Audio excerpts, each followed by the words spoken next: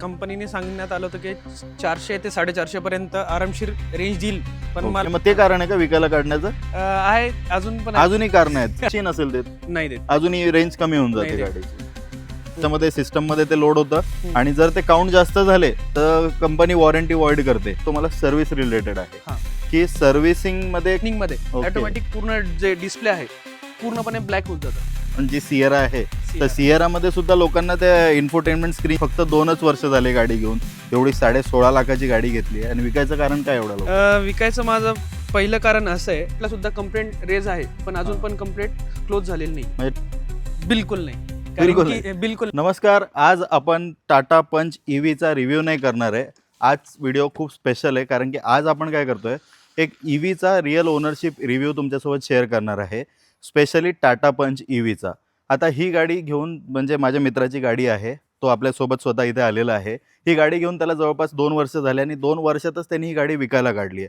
आता तो का विकतोय, त्याचे रिझन्स काय, त्याचबरोबर आपल्याला अशा काही गोष्टी या व्हिडिओमधून कळणार आहेत की ज्या तुम्हाला कोणीही सांगितलेल्या नाही आहे.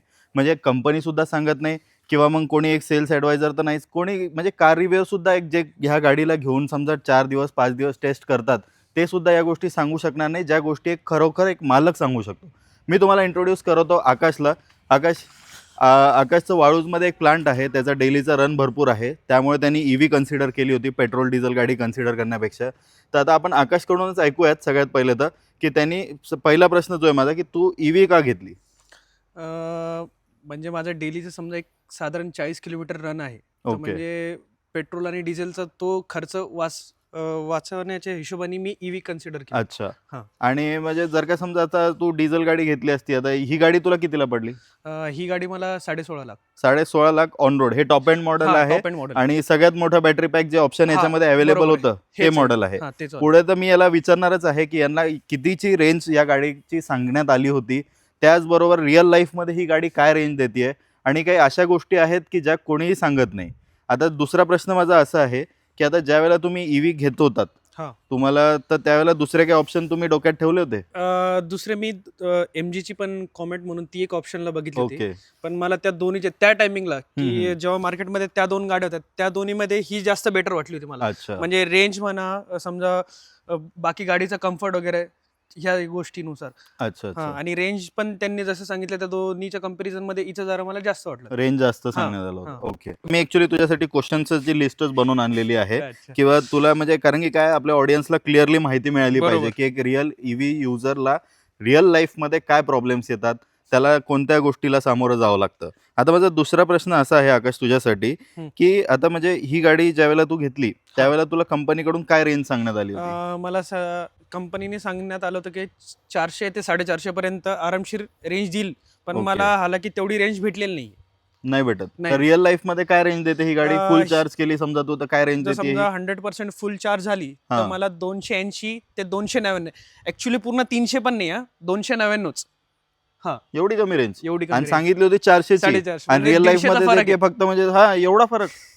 चल ठीक आहे, 400 सांगितलं ना तर 350 देते किंवा बरोबर. 320 330 जरी दिलं तर आपण तरी कन्सिडर हा, करू शकतो. बरोबर. पण हे तर फारच कमी आहे. मग ते कारण आहे का विकायला काढण्याचं? आहे अजून पण आहे. अजूनही कारण आहेत. अजून आहे. ते आता पूर्ण व्हिडिओ तुम्ही नक्की बघा कारण की याच्यामध्ये बरोबर. पूर्ण गोष्टी तुम्हाला ईव्हीच्या रिअल मध्ये पूर्ण उलगडल्या जाणार आहेत.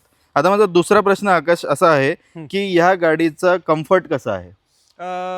जर समजा म्हणजे सिटी यूज, हायवे यूज किंवा तुम्ही कुठे हिला बाहेरगावी वगैरे घेऊन गेला आहात का? नाही, मी बाहेर गावी तर नाही, मी प्रॉपर फक्त वाळूस अच्छा, सिटी म्हणजे एवढ्याच यूज साठी एवढंच, तुम्ही हा, यूज एवढंच करतात use साठी. आणि फॅमिली वगैरे इझिली हा, किती family लोक बसू शकता एक याच्यात? साधारण 4 ते 5 जण. 4 ते 5 हा, 4 ते 4 5 ते लोक 5 जण म्हणजे कम्फर्टेबल 5 तर नाही हा, 4 बसतात समजा. 4 मोकळे बसतात. 4 जण कम्फर्टेबली बसू शकतात. बरोबर. आता मेन दुसरा मुद्दा असा आहे की ह्या गाडीचा ड्राईव्ह परफॉर्मन्स कसा आहे? म्हणजे तुला जेव्हा तू डेली अपडाऊन करतोय तर तुला गाडी चालवताना काय गोष्टी लक्षात आल्या की सिटीमध्ये किंवा हायवेला किंवा रोज जे जाणं येणं करतोय याच्यामध्ये ड्राईव्ह विषयी काय अनुभव आला? माझा असा अनुभव आला की मी समजा डेली जर समजा मी एक साधारण फुल चार्ज केल्यानंतर जसं तुला सांगितलं 280 ते 300 अच्छा. 299. हा, तर समजा मी रनिंग मध्ये समजा सिटीत माझी स्पीड नॉर्मली आपल्याला माहिती आहे आपण 60च्या वर तर कोणी जात नाही, बरोबर आहे. मॅक्सिमम 80. Yes. जर तुम्ही 100 किंवा 120च्या स्पीडनी जर ही गाडी चालवला तर त्या टायमिंगला जशी तुमची स्पीड वाढते तशी तुमची रेंज डिक्रीज होते. अच्छा, हा एक इम्पॉर्टंट मुद्दा आहे. सर्वात तुम्ही मोठा लक्षात point. ठेवा की एक ईव्ही युजरला ज्या वेळेला तुम्ही एक ईव्ही वापरता, सगळ्याच ईव्हीज मध्ये ही गोष्ट मी नोटीस केलेली आहे. मला हाच नाही, बरेच ओनर सुद्धा ही गोष्ट बोलले की ज्या वेळेला आपण ही गाडी चालवतो ना, तर आता समजा 100% चार्ज केली आहे, पण जर तुम्ही हिला जास्त स्पीडने चालवताय, लाईक अबव 80, 90, 100 वगैरे गेले, तर त्या टाइमला तुमची रेंज जास्त प्रमाणात ड्रॉप होते. मग त्यावेळेला बरोबर. 280 नसेल देत, नाही देत अजूनही रेंज कमी होऊन नाही जाते देत. गाडीची. पूर्ण. हा खूप महत्वाचा मुद्दा आहे. आता पुढचा प्रश्न माझा असा आहे आकाश, हम्म. की आता म्हणजे सगळ्यात मेनली तर आपल्याला कळालं हिचा ड्राईव्ह परफॉर्मन्स कळाला. बरोबर. आता पुढचा मुद्दा जो आहे तो मला सर्व्हिस रिलेटेड आहे, हा की सर्व्हिसिंग मध्ये काय तुला गोष्टी लक्षात आल्या आणि साधारणतः आतापर्यंत किती चालली आहे गाडी? 40,000 40,000 किलोमीटर चाललेली असताना किती वेळा सर्व्हिसिंग झाली हिची? सर्व्हिसिंग ज्या म्हणजे कंपनी सोबत आपल्याला नॉर्मल गाड्यांसोबत येतात तशी 5 सर्व्हिसिंग येतात. मला पण सुद्धा त्या 5 सर्व्हिसिंग अच्छा. हां, पण त्याच्यात मला ज्या साधारण 1,500च्या वर तो एक प्लस पॉईंट आहे. 1,500च्या वर जास्त खर्च नाही आला. Okay. मॅक्सिमम 1,500 त्याच्यावर तर नाही केलं. त्याच्यावर नाही आला थोडा, नाही. म्हणजे एक ईव्हीचा हा एक प्लस पॉईंट Plus आहे की point आहे. सर्व्हिसिंग कॉस्ट आपल्याला जास्त लागत नाही. नाही. कारण की मेन याच्यामध्ये आहेच काय, इंजिन नाही आहे त्यामुळे ऑइल झालं, कुलंट झालं, या गोष्टी तर लागतच नाही. बरोबर. नॉर्मल चेकअप वगैरे होतो जनरल आणि जास्तीत जास्त ब्रेक पॅड वगैरे बदलावं लागत बरोबर. असते. Brake pad. जास्त याच्यामध्ये खर्च काही सर्व्हिसिंग रिगार्डेड तर येत नाही. आता दुसरा विषय की ईव्ही, आता तू म्हणजे स्पेशली टाटा आहे म्हणून मी विचारतोय, सॉफ्टवेअर रिलेटेड, स्क्रीन रिलेटेड किंवा इन्फोटेनमेंट रिलेटेड काही प्रॉब्लेम्स आजपर्यंत आले की लाईक तुमचं स्क्रीन आहे, काही गोष्टी म्हणजे असं काही इलेक्ट्रिकल पार्ट्स रिलेटेड काही प्रॉब्लेम आले का? आलेत मला. हा अनुभव मला आज सकाळी सुद्धा बरं का. अच्छा. आणि याच्या अगोदर मला 2दा जाणवला होता. मी म्हणजे सकाळी निघाल्यानंतर वाळूला जाताना रनिंग मध्ये समजा मी ऍक्च्युली सिग्नलवर स्टॉप झालो किंवा त्याच्या अगोदर रनिंग मध्ये Okay. ऑटोमॅटिक पूर्ण जे डिस्प्ले आहे पूर्णपणे ब्लॅक होऊन जातात. अरे बापरे. हा, म्हणजे समोर स्क्रीनवर काहीच दिसत नाही, बिलकुल आणि पूर्णपणे ब्लॅक आउट. Black out. अरे यार, हे तर मग हा. अजून मेजर प्रॉब्लेम्स आहेत. म्हणजे हा माझा म्हणजे- आजचा हो का? अनुभव. हा. आणि असं रेग्युलर खूप वेळा लक्षात आलं हा. असेल. 3 ते 4 वेळेस झालंय माझ्यासोबत. म्हणजे इलेक्ट्रिकल पार्ट्स रिगार्डेड प्रॉब्लेम तर टाटाच्या भरपूर गाड्यांमध्ये सगळ्यांना येतात. इव्हन आता जी न्यूली लॉन्च जी सिएरा आहे, तर Sierra. सिएरामध्ये सुद्धा लोकांना त्या इन्फोटेनमेंट स्क्रीन जी एवढी मोठी दिली आहे त्याच्यात सुद्धा प्रॉब्लेम येत आहेत, येत आहे की ते कारण बंद की- पडते स्क्रीन किंवा मग त्यामध्ये काहीतरी ग्लिचेस येत आहेत, हम्म. कधी चालू गाडीमध्ये साऊंड सिस्टम बंद होऊन जातोय, ऑडिओ प्ले होत नाही, अशा गोष्टी पण होत आहेत. बरोबर. टाटाने इलेक्ट्रिकल पार्ट्सकडे तर लक्ष दिलंच पाहिजे. आणि इव्हन टाटाने बऱ्याच ब्रँड्स असं होत असतं, पण टाटाचं प्रमाण जास्त आहे. हा. आता माझा पुढचा प्रश्न असा आहे की खूप इम्पॉर्टंट प्रश्न आहे की ही गाडी का विकतोय आता? म्हणजे फक्त 2च वर्ष झाले गाडी घेऊन, एवढी 16.5 लाखाची गाडी घेतली आहे आणि विकायचं कारण काय एवढा लोक? विकायचं माझं पहिलं कारण असं आहे आणि सर्वात मोठं फर्स्ट एकच कारण आहे, सर्व्हिस. अच्छा. आणि सर्व्हिसचं रिगार्डिंग असं आहे कारण की मी एक साधारण 6 महिन्यापूर्वी नोव्हेंबर-डिसेंबरला कंप्लेंट केली होती की ओके. माझं जे 3 फेज याच्यात ऍक्च्युली 2 चार्जर येतात, एक गाडी सोबत असतं आणि एक 3 फेजचं एक वेगळं. हो. तर जे घरच्या चार्जरला सिंगल हा. याच्यावर त्याच्यावर ॲक्युरेट, म्हणजे त्याच्यात पण कसं आहे, जर साधारण एक तुम्हाला 7 ते 8 घंटे चार्जिंग त्याच्यावर लागतात आणि जे कंपनीचं आहे जे एक साधारण तुम्हाला 7-8 घंट्यात लवकर होऊन जातं. अच्छा. त्याच्या अडचणी अशा आल्या की मी त्यांना कंपनीला कॉल केला की माझं चार्जिंग प्रत्येक एका याच्यानंतर कट होतीये, की मला तुम्ही मदत करा, कशामुळे होतोय प्रॉब्लेम. तर मी ओके. कंप्लेंट सुद्धा माझ्याकडे आजच्या डेटला सुद्धा कंप्लेंट रेज आहे, पण अजून हा. पण कंप्लेंट क्लोज झालेली नाही. म्हणजे टाटाकडून काही सोल्युशन नाही. तुम्हाला मिळालेलं नाहीये? मिळालेलंच नाही. आणि किती दिवस झाले कंप्लेंट रेस करून? मला एक साधारण 6 महिने झाले. 6 महिन्यापासून म्हणजे माणसाने कंप्लेंट रेस केलेली आहे एक ओनरनी, आणि तरी पण अजून सुद्धा त्याला सोल्युशन भेटत नाहीये. टाटा अजूनही त्याच्यावर कुठलाही त्यांना रिप्लाय देत नाहीये. नाही. आमच्या इथे आता संभाजीनगरला आम्ही आहोत आता, आणि संभाजीनगरमध्ये आपल्या इथे सानिया मोटर्स मध्ये बहुतेक तू कंप्लेंट रेस केली असते. नाही, मी ही कंप्लेंट त्यांची एक ऑनलाईन हे अच्छा. ऑनलाईन नंबरवर त्याच्यावर मी ओके. त्यांना गाडी सुद्धा शोरूमला सुद्धा जाऊन दाखवली की शोरूमच्या हम्म. त्यांच्या शोरूमच्या चार्जरवर गाडी ॲक्युरेट चार्जिंग होती, पण अच्छा. माझ्या जे घरचं चार्जर त्याच्यावर जर चार्जिंग केली ना तर ती होत नाही. तर समजा माझ्या आता समजा चार्जिंग असेल 50, हा. जर 51 झाली तर परत बंद, मग परत एकदा स्टार्ट करा, परत चार्जिंग चालू अरे करा, बापरे. 52 परत बंद, मग ते परत ऑटो कट होऊन चाललंय. ऑटो कट होते.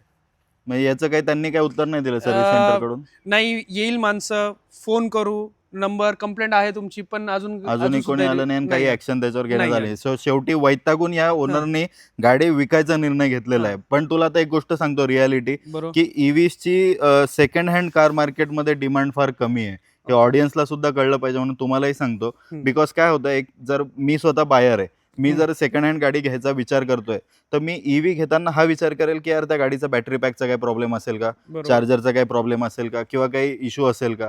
त्यामुळे सेकंड हँड मार्केटमध्ये ईव्हीचा सेल खरंच कमी आहे, रिसेल व्हॅल्यू कमी येते आणि त्यामुळे ओनरचा मोठ्या प्रमाणात लॉस होतो. बरोबर म्हणजे जर जेव्हा तुम्ही अपग्रेड करायचा वगैरे विचार करता सो त्यामुळे मोठ्या प्रमाणात लॉस होतो. आहे, तो तर आहेच. आता दुसरा एक प्रश्न असा होता माझा की जर आता तुला परत ईव्ही घ्यायचा विचार झाला तर परत तू टाटा पंच ईव्ही घेशील का?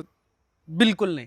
बिलकुल कारण की बिलकुल नाही. टाटाची तर गाडी समजा मी घेणारच नाही. बिलकुल बाकी नाही. मी दुसऱ्या समजा महिंद्रा पण आले, Yes. एमजीच्या पण आहे, यांचा एक वेळेस मी विचार करेल, पण Yes. टाटाची तर बिलकुल नाही. टाटा कन्सिडरच नाही, नाही करणार. बिलकुल म्हणजे नाही. आणि वैतागलेला आहे आणि पूर्णपणे, एखाद्या बाहेर हा मित्राने सुद्धा वैतागलेला सजेशन आहे. जरी मागितलं तर टाटाची ईव्ही घेऊ का, तर मी डायरेक्ट नाही सांगणार आहे. अच्छा, की ह्या गाडी सोबत तुला कुठला चार्जर भेटलेला आहे? ह्या गाडी सोबत मला 2 चार्जर आले होते. एक दोन्ही प्राइस मध्ये इन्क्लुडेड होते का एक्स्ट्रा चार्जेस काही पे केले होते? प्राइस मध्ये. प्राइस मध्ये इन्क्लुडेड होते. Price मध्ये अच्छा, included. तर कसे चार्जेस आहे त्याच्या- त्याविषयी जर आपल्या ओनर म्हणजे व्ह्युअर्सला त्याच्यासोबत माहिती सांग. त्याच्यासोबत आपल्याला 2 चार्जर आहे. एक आपल्या कंटिन्यू गाडी सोबत असतो आणि एक आपल्या घरी लावायला असतो. हम्म. तर मी तो हालाकी घरी न लावता माझ्या प्लांटला लावलेला तो 3 फेजचा चार्जर जो बरोबर, आहे yes. तो वाला. 3 फेज. ओके. तर मी जो कंटिन्यू आपला जो सिंगल चार्जर जो आपल्या गाडी सोबत राहतो त्याच्यावर एक 12 ते 15 घंटे लागतात चार्जिंगला फुल चार्ज व्हायला. जर समजा नॉर्मल 0 ते to 100 नॉर्मल 3 पिन वाला जे येतं आपण Yes, कुठेही yes. प्लग करून लावू Yes, शकतो yes, ते yes. चार्जर. बरोबर. त्याला ते किती घंटे? एक 12 ते 15 घंटे त्याला. बाप. आणि जे कंपनीत लावलेले मी माझ्या प्लांटला हम्म. त्याला एक साधारण 7 ते 8 तास. आणि तू कधी ह्या गाडीला बाहेर चार्ज केलाय? ते नाही. फास्ट चार्जर जे इन्स्टॉल असतात जिथे 2 ते 3 तासात बरोबर. म्हणजे गाडी चार्ज नाही, होऊन तिथे जाते, तर कधी नाही. तिथे कधी चार्ज नाही, नाही केलं. तिथे त्याच्या charge- सुद्धा एक गोष्ट अशी आहे की त्या चार्जर्सवर तुम्ही जर गाडी चार्ज करताय तर त्याचे काउंट असतात ते गाडीमध्ये, ऑब्व्हियसली त्याच्यामध्ये सिस्टम मध्ये ते लोड होतं हम्म. आणि जर ते काउंट जास्त झाले तर कंपनी वॉरंटी वॉइड करते अच्छा. बॅटरी पॅकची. नाही, म्हणजे मग महिंद्राच्या त्याच्यामुळे- बाबतीत सुद्धा आहे असं, टाटाच्या बाबतीत सुद्धा आहे, इव्हन एमजीच्या बाबतीत सुद्धा आहे. हे जे बोलतात ना की लाईफ टाईम बॅटरीची वॉरंटी देतो आम्ही, हा, तर त्याच्यामध्ये एकदा त्यांचे क्लॉजेस वाचा की याच्यामध्ये काय काय अटी शर्ती त्यांनी दिलेल्या आहेत ते. आणि मला एक दुसरी गोष्ट अशी विचारायची होती, आता हा एक ईव्ही युजर असा आहे की यांनी फक्त या गाडीला सिटीमध्येच युज केलंय, बरोबर. बाहेर कधी युज केलंच नाही या नाही, बाहेर गाडीला. कधीच नाही. म्हणजे हायवेला तर तुम्ही कधी नेलीच नाही हिला? नाही. कुठे गावाकडे वगैरे नाही नाही, नेली? गावाकडे तर नाही, पण आपल्या इथं वैजापूरला एकदा घेऊन गेलो होतो. ते पण अच्छा. मी समृद्धीने घेऊन गेलो होतो. त्या हा. टायमिंगला मला सर्वात जास्त अनुभव आला. जशी जी हिची हा. स्पीड वाढत होती, समजा हा. समृद्धीला तुला माहिती नॉर्मली आपण 100-120 हो, हो, स्पीड हो, जातो. हो, हो. जशी स्पीड वाढत होती तशी रेंज हिची डिक्रीज होत होती. मग त्यावेळेला म्हणजे 280 पण नसेल देत? नाही, बिलकुल नाही. मग ते एक मला- रेंज एन्झायटी कंटिन्यू म्हणजे डोक्यामध्ये. मला असं झालं होतं, एक तर समृद्धीला अजून आपल्या हा. इथे तर अजून पॉइंट नाही बनलेले. हा. जर समजा चार्जिंग स्टेशन वगैरे आपल्या इथं अजून समृद्धीला तर नाही. काही ठिकाणी हा, झालेत आता काही ठिकाणी install, झालेत, पण आता- काय ते वर्किंग कारण की आहेत हे नाही रेंज आहेत आणि अशा हालाकी गोष्टी आहेत. डिस्टन्स पण किती माझ्या हिशोबाने 80 किलोमीटरचा डिस्टन्स येतं आपल्या इथून वैजापूर वैजापूरला. जाऊन हा. आला होता तू? हा, तर त्याच्यामुळे Yes, त्या yes. टायमिंगलाच फक्त तेवढं. हो का? हा, तर असं झालं होतं की बाबा त्याच्यामुळे मग- रस्त्यात जर कुठं बंद पडली तर मग काय करायचं आपण? मग तुम्ही बाहेर गावी हिला कधी नेतच नाही, नाही? बाहेरगावी- बाहेर गावी कोणती गाडी घेऊन जातात? बाहेर गावी जायला माझ्याकडे दुसऱ्या 2 गाड्या आहे आणि हालाकी त्या टोयोटाच्या दोन्ही गाड्या आहे. अरे वा, दोन्ही गाड्या, हा. सगळ्यात रिलायबल ब्रँड. येस, दोन्ही गाड्या टोयोटाच्या आहे. Yes. पहिलीच आहे फॉर्च्युनर हा. आणि दुसरी आहे इनोवा. ओके. आणि दोन्ही डिझेल. बरोबर. सगळ्यात दोन्ही मेन म्हणजे Yes. एकदम लॉंग लाईफ रिलायबल गाड्या. तिथे तुम्हाला जसं ही गाडी घेताना कॉस्टचा विचार केला होता की Yes. मला डेली रन आहे, माझा पैसा वाचला पाहिजे वगैरे, तर त्या बाबतीत तर काही विचार नाही, करायचं काम बिलकुलच नाही. नाही. सो त्या गाडीविषयी पण आपण एक रिव्ह्यू करणार आहोत. तुम्ही चॅनलला जर नवीन असाल तर नक्की लवकर सबस्क्राईब करा चॅनलला.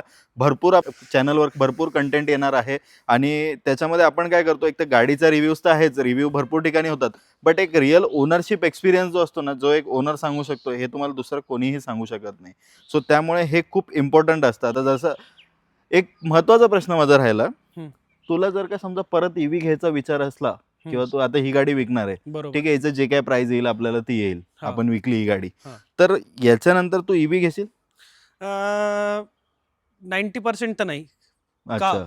90% मी याच्यामुळे सांगतो कारण की ह्या गाडीचा 2 वर्षाचा अनुभव माझा स्वतःचा आहे. मी स्वतः चालवलेली कंटिन्यू. Yes. त्याच्यामुळे मला जरी मी घ्यायचं जरी ठरलं, म्हणजे टाटाची ईव्ही घेशील का? नाही, टाटाची तर बिलकुल नाही. मी टाटाचीच गाडी घेणार नाही. सर्वात मोठा Okay. पॉईंट, मी टाटाची तर गाडी बिलकुल घेणार नाही. आणि जरी समजा अजून 2 कंपन्या आहेत जे हा. समजा एमजी म्हणा किंवा महिंद्रा पण आहे, महिंद्रा पण आहे. B6 आहे, हा. XCV9 हा. आहे, XCV7S आहे, त्या बरोबर, कन्सिडर करणार का? त्या कन्सिडर कराल, पण मी जसं मी आज टाटा पंचचा ओनर आहे, तसं मी समजा ईव्ही झालं, हा. जे 6ची 9ची जे ओनर आहेत त्यांना कोणाला पण ओनरशिप आहे- एक्सपिरियन्स हा. आपण शेअर करा. आणि बस. आपल्या चॅनलवर आता आपण लवकरच एक XCV 9चा ओनरशिप एक्सपिरियन्स Yes. शेअर करणार आहे.